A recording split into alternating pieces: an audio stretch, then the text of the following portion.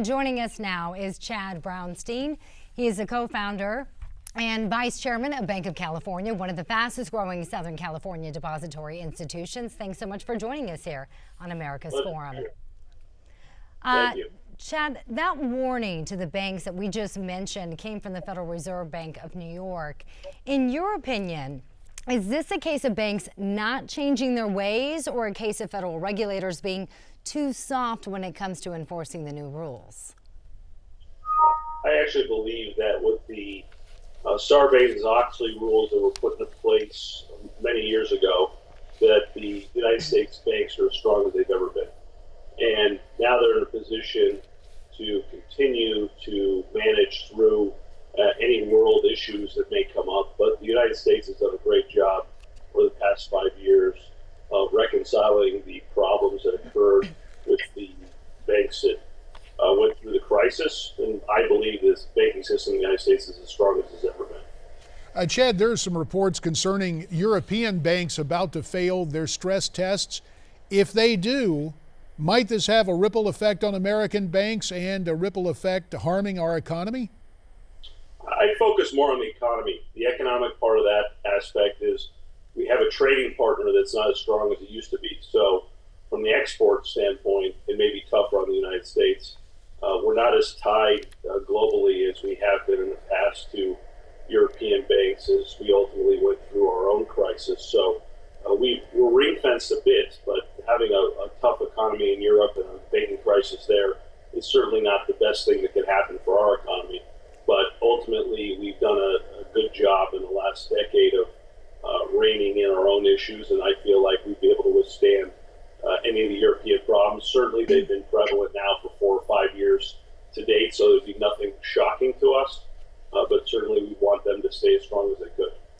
Chad, as we're looking at video images now of J.P. Morgan Chase, people have grown up thinking that banks were the safest place to keep their money and also to hold their personal information. But after that huge J.P. Morgan Chase cyber attack, that feeling of security has been a little shaken. Wouldn't you agree? Are banks doing enough to safeguard customers?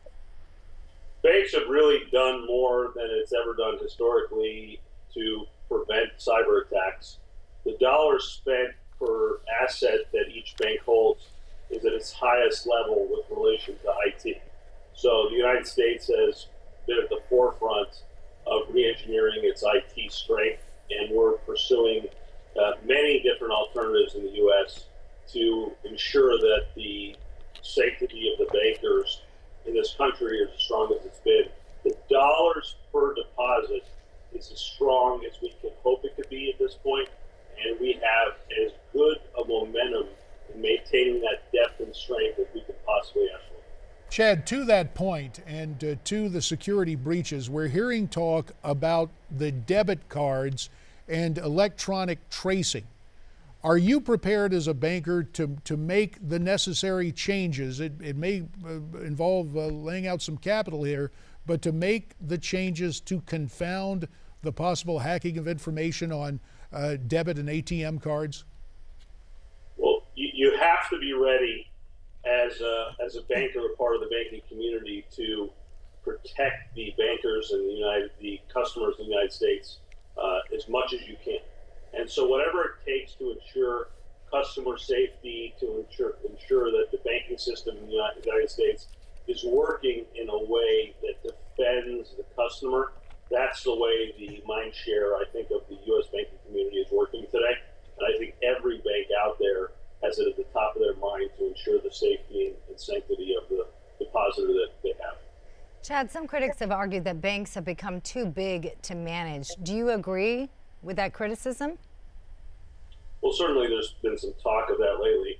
I think Sarbanes-Oxley has put a complete strength around the consumer in the United States, and the regulators are doing an incredible job over the last 5 years of managing the bank growth and the sanctity of the bank balance sheet. There's a great effort going on amongst the regulators to ensure that whatever the size of the bank, that it's doing right by the customer. So I think it's much more a question of is the banking team doing what it can to ensure the strength of the customer. The regulators are doing a great job ensuring that there's a focus on the customer So I think it's more of a question of, do you have the right management team in place, and the strength of the management team is there to ensure the customer safety. And let's talk about another barometer of economic strength, or something that certainly we have to include in the mix, whether with financial institutions or consumers or really everybody. Energy prices, specifically oil prices. They're at the lowest point they've been for a while. Do you expect oil prices to stay this low, or is this simply a blip in the bigger scheme of things? Well, there's 1,900 rigs out in the field right now. It costs $23,000 a day to operate rigs.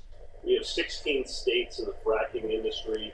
We've created 7,000 new jobs, 700,000 jobs in the oil space, probably going to 1.2 million of 12.2 million that are in the manufacturing arena.